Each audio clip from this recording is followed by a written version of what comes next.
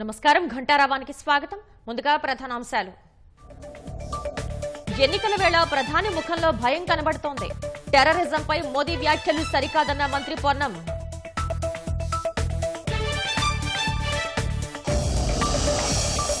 ఇవాళ తాండూరు కామారెడ్డిలో కాంగ్రెస్ జనజాతర సభ. సీఎం రేవంత్ తో ఎన్నికల ప్రచారంలో పాల్గొననున్న ప్రియాంక.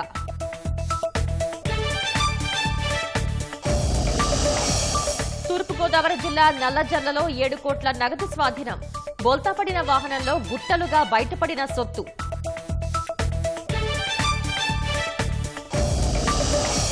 యాదాద్రి జిల్లా పంతంగి టోల్ ప్లాజా వద్ద భారీగా ట్రాఫిక్ జామ్. సొంతూళ్లకు తరలి వెళ్తున్న ఓటర్లతో బారులు తీరిన వాహనాలు.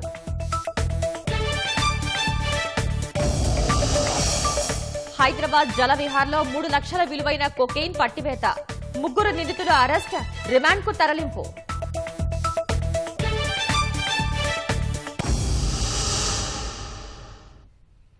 సార్వత్రిక ఎన్నికలు సమీపిస్తున్న వేళ కాంగ్రెస్ అగ్రనేత ప్రియాంక గాంధీ నేడు రాష్ట్రానికి రానున్నారు. తాండూరులో పర్యటించనున్నారు. మధ్యాహ్నం 1 గంటకు తాండూరు జనజాతర సభకు హాజరు కానున్నారు. మధ్యాహ్నం 3 గంటల 15 నిమిషాలకు కామారెడ్డిలో రోడ్ షోలో పాల్గొని ప్రసంగించనున్నారు. జనజాతర సభకు ప్రియాంకతో పాటు ముఖ్యమంత్రి, పీసీసీ అధ్యక్షులు రేవంత్ రెడ్డి పాల్గొననున్నారు.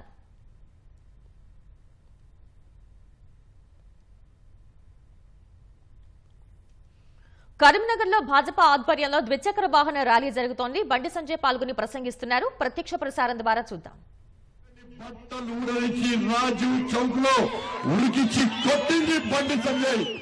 అరే కోర్టు చౌరస్తాలో రోడ్డు కట్టంగా ఉన్న చెట్టును మసీద్ పేరుతో నిర్మించే ప్రయత్నం చేస్తే మీరెవ్వరూ మాట్లాడలేదన్నా. మీకు ప్రతినిధిగా, ఈ ధర్మ రక్షకుడిగా నేను ఆ చౌరస్తాలో చెట్టును వేర్లతో సహా నరికేసి ఇలా ట్రాఫిక్ ఇబ్బందులు లేకుండా చేసి జైలుకు పోయిన వ్యక్తి మీ బండి సంజయ్ అన్న. ఇన్నిసార్లు జైలుకు పోయినన్నా, ఇన్నిసార్లు లాఠీ దెబ్బలు తిన్నా, ఇన్ని కేసులు మీకోసం భరించిన, ఈ కరీంనగర్ పార్లమెంట్ లో రైతులకు ఇబ్బంది వస్తే నేనొచ్చిన, 317 జీవోకు తీసుకొస్తే నేనొచ్చి కొట్లాడినా, ఆర్టీసీ కార్మికులకు ఇబ్బంది వస్తే నేను కొట్లాడినా, యువతకు నిరుద్యోగ సమస్య మీద నేను కొట్లాడినా, ఈ కరీంనగర్ సమస్యల పరిష్కారం కోసం నేను కొట్లాడినా.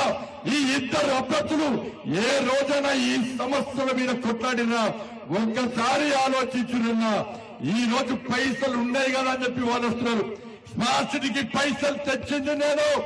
12,000 కోట్ల రూపాయలు 3 సంవత్సరాలు, 12,000 కోట్ల రూపాయలను నా నరేంద్ర మోడీ గారిని ఒప్పించి ఈ కరీంనగర్ పార్లమెంటు నియోజకవర్గానికి బడ్జెట్ శాంక్షన్ చేసి నరేంద్ర మోడీ గారి చేతుల మీదుగా అభివృద్ధి పనులు ప్రారంభించిన వ్యక్తి మీ బండి సంజయ్ అనే విషయాన్ని గుర్తుంచుకోవాలి. ఎప్పుడు కూడా ప్రధానమంత్రితోనే అభివృద్ధి కార్యక్రమాలు ఈ కరీంనగర్ పార్లమెంట్ లో ఇంతవరకు ఎప్పుడు ప్రారంభించలే, నేను ప్రారంభించజేసినన్నా. కాబట్టి దయచేసి ఆలోచించండి. నాలాంటి మీరు తయారు చేసే కార్యకర్త, మీరు తయారు చేసే నాయకుడికి మళ్లీ అన్యాయం జరగద్దన్నా, మళ్లీ అన్యాయం జరగద్దన్నా.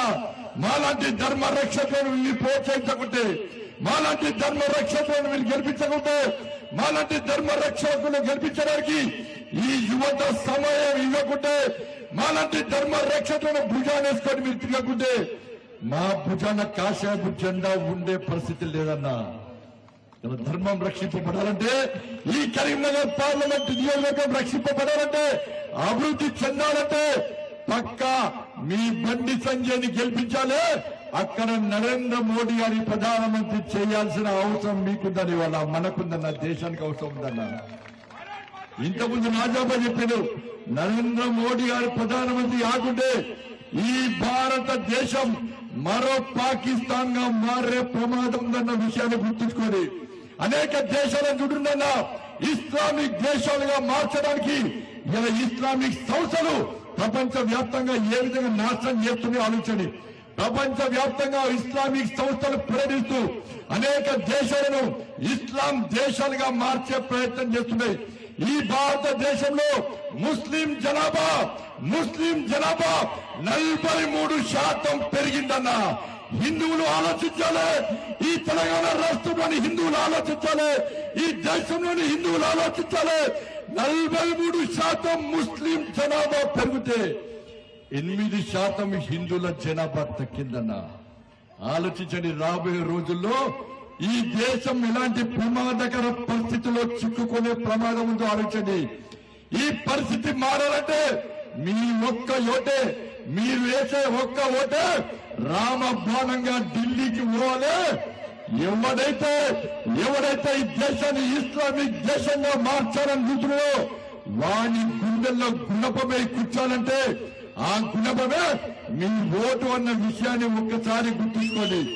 ఈ దేశాన్ని కాపాడవలసిన బాధ్యత మన అందరి మీద ఉంది. ఇలా రేవంత్ రెడ్డి అని అంటున్నట సర్జికల్ స్ట్రైక్ జరిగిందని గ్యారంటీ ఏంది అని రాన్న హెలికాప్టర్ కట్టేసుకొని పోతా, బార్డర్ లో దించేస్తా, బార్డర్ లో ఉన్న జవాన్లను అడుగు సర్జికల్ స్ట్రైక్ జరిగిందని గ్యారంటీ ఏంది అంటే పక్కా వాళ్ళు గ్యారంటీ ఎట్లనో నీకు చేసి చూపుతున్న విషయాన్ని రేవంత్ రెడ్డి అని గుర్తుంచుకోవాలి. ఇలా ముఖ్యమంత్రి మాట్లాడిన మాటలు ఈ దేశ జవాన్ల యొక్క త్యాగాలను, ఈ దేశ జవాన్ల యొక్క ధైర్యాన్ని అబాసు పాలు చేసే విధంగా ఉన్నాయన్న విషయాన్ని ఈ తెలంగాణలోని యువత గుర్తించాలి.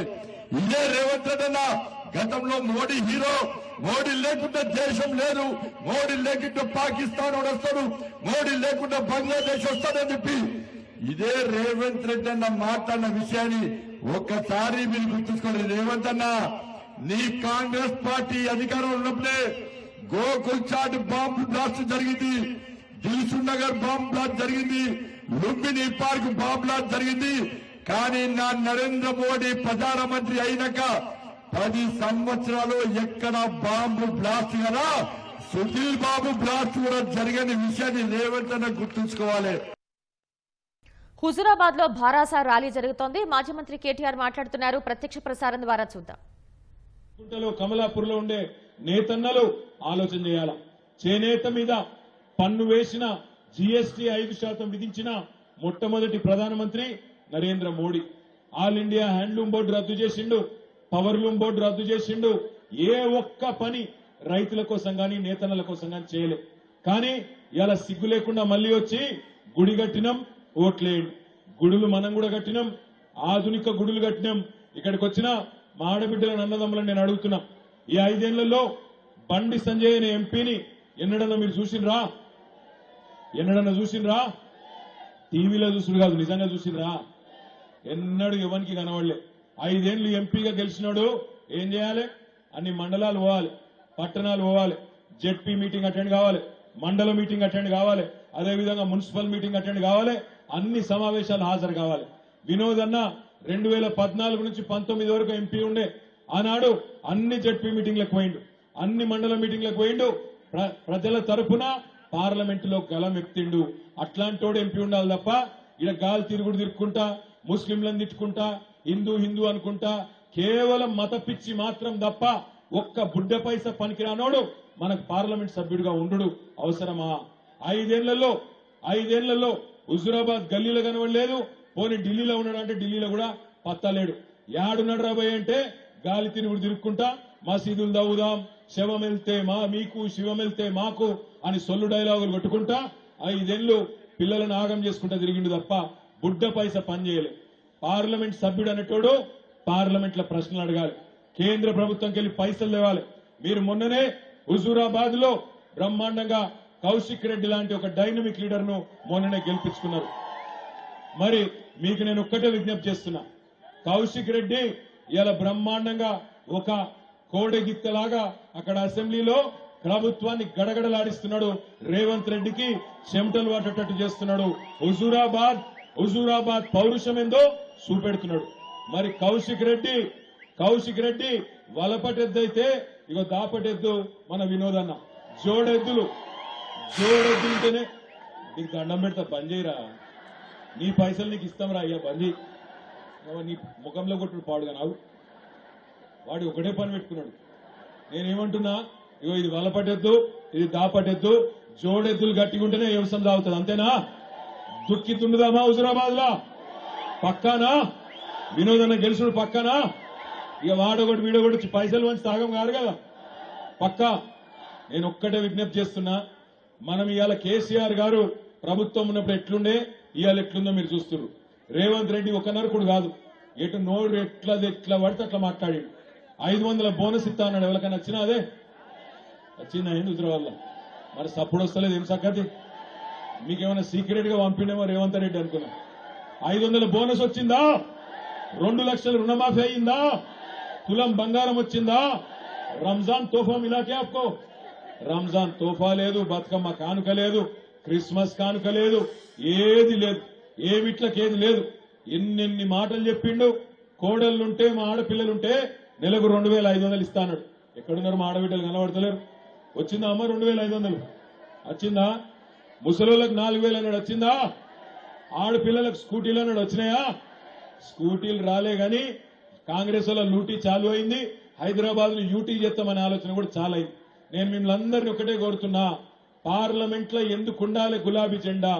ఎందుకు ఉండాలి కొట్లాటోడంటే గల్లవట్టి అడుగుతూనే పనులైతాయి. అడుగందే అమ్మ కూడా బువ్వ పెట్టది అంటారు. మరి కేంద్రంలో ఉన్నదేమో సవతి తల్లి. ఆ సవతి తల్లిని చక్కగా చేయాలంటే ఇటువంటి మొగోడు ఉండాలి, వినోదన్న లాంటి మొనగాడు ఉండాలి. బండి సంజయ్ 5 ఏళ్లలో పీకిందేంది? అమిత్ షా గాని చెప్పులు మోసుడు తప్ప పీకిందేంది వీడు? 5 ఏళ్లలో అమిత్ షా చెప్పులు తీసుకొని నెత్తి మీద పెట్టుకున్నాడు తప్ప పీకిందేమని ఉన్నదా? బుడ్డ పైస పనిచేయలే, ఒక్క ఊళ్ళో ముఖం చూపెట్టలే, ఒక మండలానికి రాలే. ఏమనంటే రాముడు దేవుడు. మాకు కూడా ఉన్నది భక్తి ఉన్నది కాబట్టే నేను ఒక్కటే విజ్ఞప్తి చేస్తున్నా, మీరు చెప్పాలి నాకు. ఏమలాడ రాజన్న ఎప్పుడు పుట్టిండే? ఏమలాడ రాజన్న ఎప్పుడు పుట్టిండు? ఇల్లందకుంటల రాముడు ఎప్పుడు పుట్టిండు? కొండగట్ట అంజన్ ఎప్పుడు పుట్టిండు? తిరుపతి వెంకన్న ఎప్పుడు పుట్టిండు? మరి బీజేపీ ఎప్పుడు పుట్టింది? దేవుళ్ళేమో వేల లక్షల సంవత్సరాల కింద పుట్టిరు.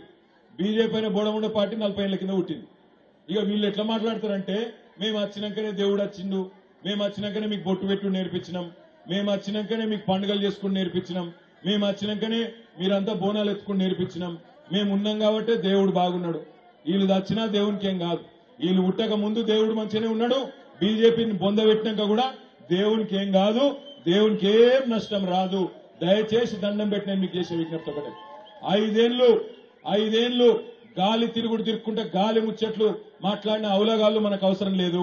మన కోసం, మన హుజురాబాద్ కోసం, మన కరీంనగర్ రైతన్న కోసం, మన కమలాపూర్ నేతన్న కోసం, మన హుజురాబాద్ వ్యాపారస్తుల కోసం మాట్లాడే ఒక మునగాడు ఎంపీ కావాలి.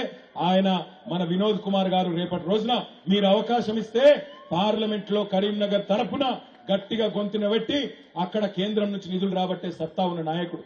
ఇక్కడ మంచి ఎమ్మెల్యే ఉన్నాడు, మంచి ఎంపీ కూడా. ఒక జోడీదారు దొరికితే ఇద్దరు కలిసి హుజురాబాద్ ను అభివృద్ధి పదంలో ముందుకు తీసుకుపోయే అవకాశం ఉంటది.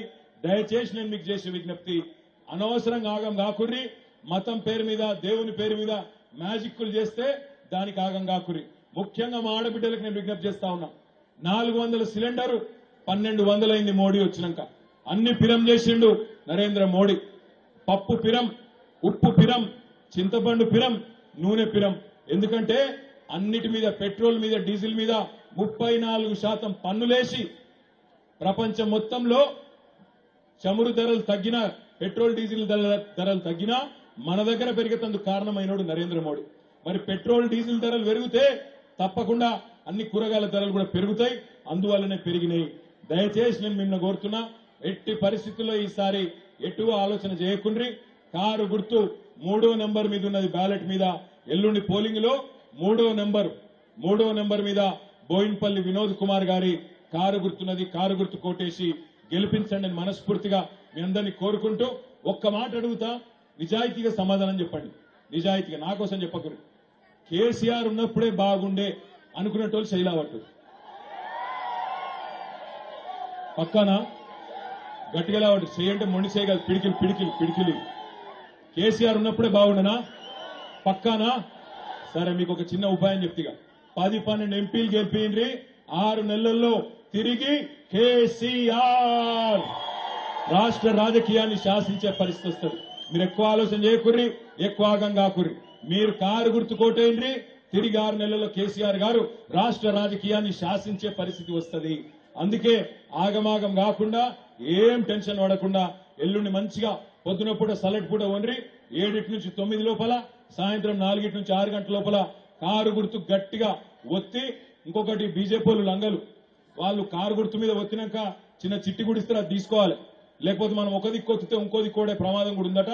అది ఒత్తినాక ఆ చిట్టి కూడా తీసుకోవాలి, ఆ స్లిప్ వాళ్ళని అడగాలి. నేను ఎటు ఓటేసినో నా కాగితం నాకి అని అడిగితే కాగితం ఇస్తారు. లేకపోతే ముందే లంగలు వాళ్ళు ఎటు వచ్చినా వాళ్ళకు పోయేటట్టు చూసుకునే తెలివితేటలు, సాగు తెలివితేటలు కూడా వాళ్ళకు ఉన్నాయి. కాబట్టి కంపల్సరీ అది ఒత్తినాక అడగాలి. ఆ కాగితం ఈ తమ్మి నేను ఒటేటేసినో నాకు కావాలని అడుగుతారా లేదా? అడుగుర్రి, యాది మర్చిపోకుర్రి. వాడగోడు వీడోగోడు అలా పోయినాక బూతులు ఆగం చేసినా మీరు ఆగం కాకుర్రి. నా కాగితం నాకి అని గట్టిగా అడిగి తీసుకొని రండి. జై తెలంగాణ. కారు గుర్తుకే. అర్బన్ టెర్రరిజంపై ప్రధాని వ్యాఖ్యలు సరికాదని మంత్రి పొన్నం ప్రభాకర్ అన్నారు. రాష్ట్ర విభజన చట్టం హామీలు అమలు చేయని కమలం పార్టీకి ఓటు ఎందుకు వేయాలన్న పొన్నం ఎన్నికల సందర్భంగా భాజపా ఏం చేసేందుకైనా సిద్ధంగా ఉందని వ్యాఖ్యానించారు. ప్రజల ఆకాంక్షలకు అనుగుణంగా కాంగ్రెస్ పనిచేస్తోందని, లోక్సభ ఎన్నికల్లో కాంగ్రెస్ అభ్యర్థుల్నే గెలిపించాలని కోరారు. విభజన హామీలు అమలు చేయని భారతీయ జనతా పార్టీ విభజించి పాలించాలనేటువంటి విధంగా విద్వేషాలను రగల్చడం ద్వారా, మతపరమైన లబ్ధి పొందడం ద్వారా ఈ ఎన్నికల్లో గెలవాలని చూస్తా ఉంది. పైకేమో జై శ్రీరామ్ అంటున్నా లోపల రిజర్వేషన్లకు రామ్ రామ్ చెప్పేటువంటి కుట్ర జరుగుతా ఉంది. 30 సంవత్సరాల తర్వాత ఒకే రాజకీయ పార్టీ అధికారంలోకి వచ్చి మిత్రపక్షాలు లేకుండా ప్రభుత్వాన్ని ఏర్పాటు చేయగలిగే పరిస్థితి వచ్చినా నరేంద్ర మోడీ గారు చెప్తా ఉన్నారు ఈసారి 400 సీట్లని. అందుకే డ్రామా స్టార్ట్ అయింది. ప్రజాప్రతినిధి యొక్క ప్రధాన బాధ్యత ప్రజా సమస్యల్లో ప్రజలకు అందుబాటులో ఉండాలి, ప్రజా సమస్యలు పరిష్కరించాలి, ప్రభుత్వం ద్వారా ప్రజలకు న్యాయం చేయాలి, ఎన్నికలు వచ్చిన వాగ్దానాలు అమలు చేయాలనేటువంటి కీలకమైనటువంటి మూలిక అంశాలను వదిలిపెట్టి నటన లేదా అబద్దాలు లేదా ఇటువంటి ఒక అంశాలను ప్రేరేపితం చేయడం ద్వారా మాత్రమే గెలవాలనే ప్రయత్నం జరుగుతా ఉంది. దయచేసి ఆలోచన చేయండి. 10 ఏళ్ల భారాస పాలనలో కార్మిక వర్గానికి కేసీఆర్ చేసిందేమీ లేదని పెద్దపల్లి లోక్సభ కాంగ్రెస్ అభ్యర్థి గడ్డం వంశీకృష్ణ ఆరోపించారు. పెద్దపల్లి జిల్లా రామగుండం సింగరేణి సంస్థ జీడీకి 2వ బొగ్గుగని వద్ద నిర్వహించిన బాయిబాట కార్యక్రమంలో స్థానిక ఎమ్మెల్యే మక్కాన్ సింగ్ రాజ్ ఠాకూర్ తో కలిసి ఆయన పాల్గొన్నారు. సింగరేణి సంస్థను ప్రైవేట్ పరం చేయాలని చూస్తున్న భారాస భాజపాలకు కార్మిక వర్గం గుణపాఠం చెప్పాలని వంశీకృష్ణ అన్నారు. తనను ఎంపీగా గెలిపిస్తే కార్మిక సమస్యల పరిష్కారంతో పాటు సింగరేణి సంస్థ అభివృద్ధికి కృషి చేస్తానని ఆయన స్పష్టం చేశారు.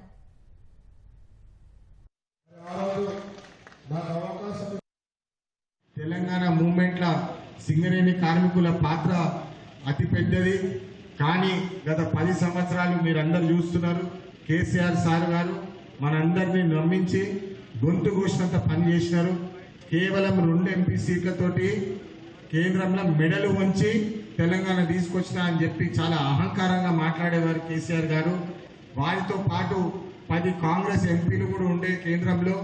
వాళ్ళు అక్కడ ప్రభుత్వంతో కాంగ్రెస్ పార్టీ ఉన్నప్పటికీ కూడా వారితో పోరాడి బిల్లు పెట్టించింది, పాస్ చేసింది కూడా అప్పుడు కాంగ్రెస్ గవర్నమెంట్ అని చెప్పి మీ అందరికీ సందర్భంగా గుర్తు చేస్తున్నాను. శాసనసభ, లోక్సభ ఎన్నికల్లో ఓటు వేసేందుకు ఆంధ్రప్రదేశ్కు చెందిన ఓటర్లు తమ స్వస్థలాల బాట పట్టారు. హైదరాబాద్లోని ఎల్బీ నగర్, కూకట్పల్లి, మియాపూర్ తదితర ప్రాంతాల్లో నివసిస్తున్న ఏపీ ఓటర్లు సొంత ఊళ్లకు తరలి వెళ్తున్నారు. ఎన్నికల సందర్భంగా నగరంలోని బస్టాండ్లు, రైల్వే స్టేషన్లు ప్రయాణికులతో కిటకిటలాడుతున్నాయి. అదేవిధంగా రాష్ట్రంలోని నల్గొండ, ఖమ్మం, సూర్యాపేట, కోదాడ తదితర ప్రాంతాలకు ఓటర్లు పోటెత్తారు. రద్దీ కారణంగా ఇవాళ రేపు ప్రత్యేక బస్సులు, రైళ్లు నడపనున్నట్లు అధికారులు తెలిపారు. ప్రయాణికుల కోసం ఆర్టీసీ అధికారులు బస్టాండ్ల వద్ద ప్రత్యేకంగా టెంట్లు, కుర్చీలు ఏర్పాటు చేశారు. ఓటర్లు తమ స్వస్థలాలకు పోలింగ్ కు వెళ్తుండటంతో ఎల్బీనగర్ పరిసరాల్లో భారీగా ట్రాఫిక్ జామ్ అయింది. ట్రాఫిక్ ను క్రమబద్దీకరించడానికి పోలీసులు చర్యలు చేపట్టారు. మచిలీపట్నం పక్కన ఉన్న పెడనకి వెళ్తున్నాము. ఓటేయడానికి వెళ్తుంది. ఏ ఫ్యామిలీతో తప్పగా పిల్లలతో ఇబ్బంది పడితే వెళ్లాల్సి వస్తుంది. బస్సులు అయితే చాలా ఇబ్బందిగా ఉంది. ఓటేయడానికి రాజమండ్రి వెళ్తున్నాం. బస్సుల కోసం ఆన్లైన్లో కూడా ఫుల్ ఫిల్ అయిపోయినాయి. ఇంకా డైరెక్ట్గా ఇక్కడికి వచ్చి ఎక్కాల్సి వచ్చింది. 4 గంటలకు వస్తేకండి ఎల్బీ నగర్ ఈ బస్సు దొరికిందండి. అసలు బస్సులు ఏమీ లేవండి. అసలు ప్రజలను వాళ్ళ గమ్యస్థానాలకు చేర్చి వాళ్ళ ఓటు హక్కు వినియోగించుకోవడానికి ఆర్టీసీ తరఫున, తెలంగాణ ఆర్టీసీ తరఫున మేము వాళ్ళకు సహాయ సహకారాలు చేస్తున్నాము. యాదాద్రి భువనగిరి జిల్లా చౌటుప్పల్ మండలం పంతంగి టోల్ ప్లాజా వద్ద వాహనాల రద్దీ నెలకొంది. ఎన్నికల సందర్భంగా ఓటు హక్కు వినియోగించుకోవడానికి సొంతూళ్లకు ఓటర్లు తరలి వెళ్తున్నారు. గ్రామాలకు వెళ్తున్న ప్రయాణికులతో హైదరాబాద్ విజయవాడ జాతీయ రహదారిపై వాహనాల రద్దీ కొనసాగుతోంది. వరుస సెలవులు రావడంతో కార్లు బస్సుల్లో ప్రయాణికులు తరలి వెళ్తున్నారు. ఈ సాయంత్రం నుంచి వాహనాల రద్దీ మరింత పెరిగే అవకాశం ఉంది.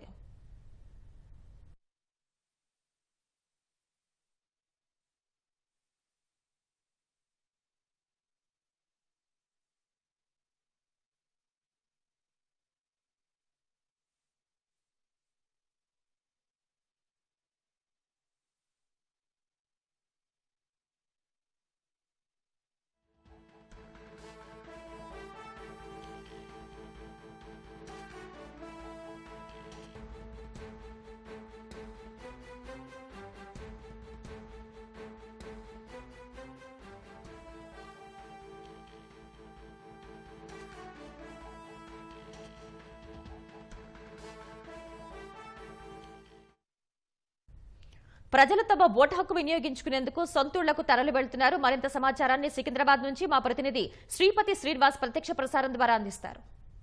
బస్ స్టేషన్లు, రైల్వే స్టేషన్లు అన్ని కూడా కిటకిటలాడిపోతున్నాయి. ప్రయాణికులతో